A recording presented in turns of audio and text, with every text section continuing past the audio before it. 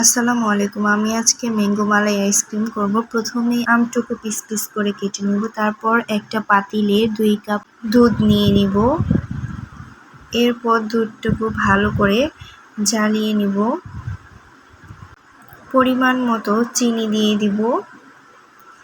দিয়ে ভালো করে দুধটুকু জ্বালিয়ে 1 কাপ দুধ করে নিব। 1 কাপ দুধ, এই তো দেখুন এরকম হয়ে আসলে একটা কাপে দুধটুকু ঢেলে নিব। ঢেলে নিয়ে ঠান্ডা করে নিব। অপরদিকে একপাশে ব্লেন্ডারে জার নিয়ে নিয়েছি। তারপর আমটুকু দিয়ে ভালো করে দুধ দিয়ে ব্লেন্ড করে নিব।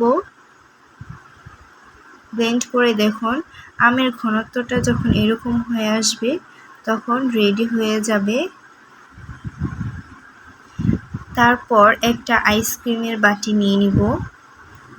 আমার এই ভিডিওটি ভালো লেগে থাকলে অবশ্যই লাইক, কমেন্ট, শেয়ার, সাবস্ক্রাইব করে পাশে থাকবেন।